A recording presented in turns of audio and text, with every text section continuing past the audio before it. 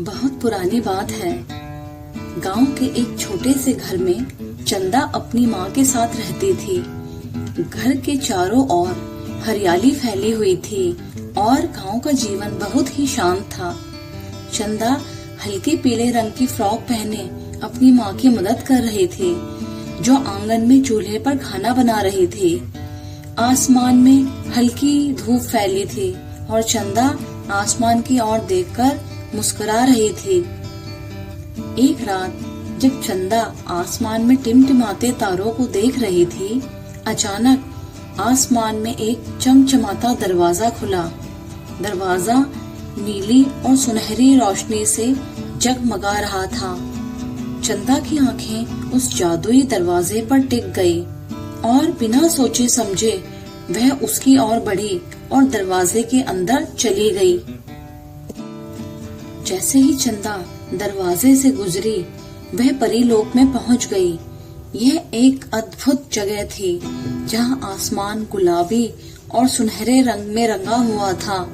वहां के पेड़ बहुत बड़े और चमकदार थे और उनसे जादुई फूल झर रहे थे। परियां अपने पंखों से उड़ती हुई आसमान में चमचमाती धूल बिखेर रही थी। चंदा ने पहले कभी ऐसा दृश्य नहीं देखा था। परियां चंदा को एक सुनहरे जादुई फूल की ओर ले गई। यह एक बहुत बड़ा सा फूल था, जिसमें से हल्की रोशनी निकल रही थी। परियों ने कहा, यह फूल बहुत खास है।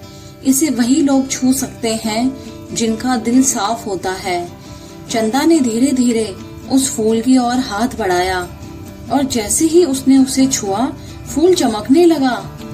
लेकिन इस जादुई दुनिया में एक खतरा मंडरा रहा था।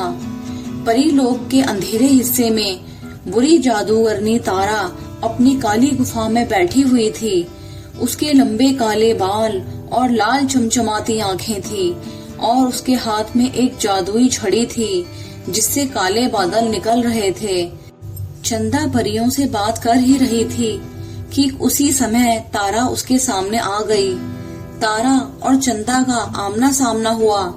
तारा ने अपनी जादुई छड़ी से काले जादू का हमला किया। तारा समझ गई थी कि चंदा कोई मामूली लड़की नहीं है। उसके अंदर सच्चाई और साहस है। इसके साथ ही उसका दिल बहुत ही पवित्र है। तारा ने चंदा की तरफ जादुई काली छड़ी से हमला किया, लेकिन चंदा ने अपने हाथ में पकड़े हुए जादुई सुनहरे फूल को अपना ढाल बना लिया। दोनों के बीच जादुई युद्ध हुआ और आसमान में रंग बिरंगी रोशनियां फैल गई। आखिरकार चंदा की सच्चाई और ताकत और फूल की जादुई रोशनी से तारा हार गई और परीलोक में शांति लौट आई। परियां फिर से खुश होकर उड़ने लगी और पेड़ पौधे फिर से हरे भरे हो गए।